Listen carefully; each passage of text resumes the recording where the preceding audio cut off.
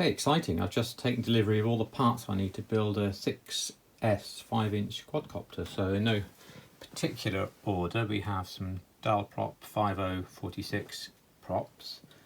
We have some Zing 2208 motors. They're 1700 kV. They look very nice indeed. That's the smoke stopper I've made so I don't blow things up. I have a Spectrum 4649T telemetry receiver. I can't pronounce the name of this VTX, but it's the same one that goes on the Holy Bro Copis. Got a Runcam Micro Swift 3 version 2. Battery straps, of course. Still in the bag is the frame. That's the TBS Source 1 frame, little XT60 connector.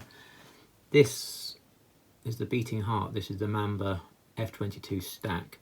It's the latest one. As you can see, it has a built-in Bluetooth controller as well as an F7. It also has the 9-volt regulator, which I really wanted for the camera. Probably could have got away with the cheaper stack, to be honest, the new version 2 of the F4 stack, but still.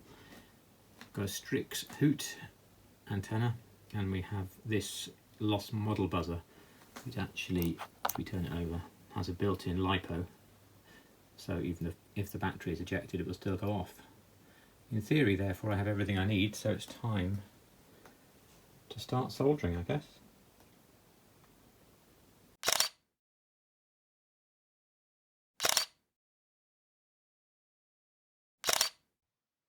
Okay, so it's looking very good now, but this was the moment I realised that the stack was not going to fit inside the frame, so it all had to come apart and be rejigged like this. After that, it was all fairly smooth sailing, and we see the almost finished product, and here it is finished, weighing 566 grams, including the battery.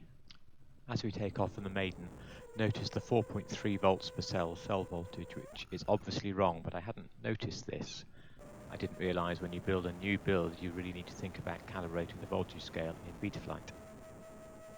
Here I'm 500 metres from the takeoff point, so this first part of the maiden flight was really simply a range test. Also just a chance to pick up a little bit of speed and see what happened to the battery, which did sag quite a bit more than I thought, considering I built 6S really not to sag.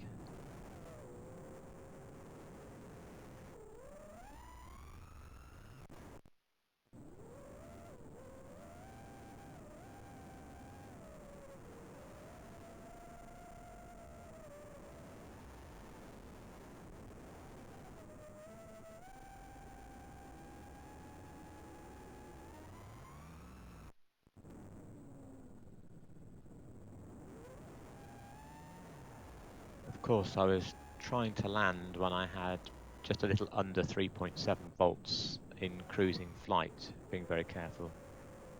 But the wrong voltage scale actually caught me out.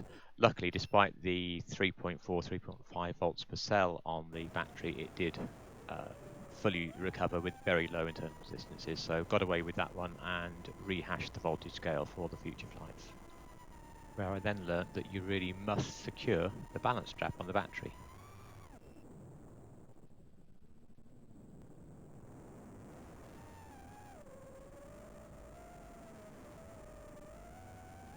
Closing thoughts, very pleased with the way the build went, very pleased with the way it flies. It feels somewhat more direct than my Diatone R349.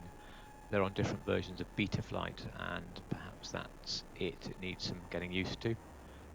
The voltage sounds a little bit more than I thought it would do on 6S, and I'm really looking forward to flying it an awful lot more. Thank you very much for watching.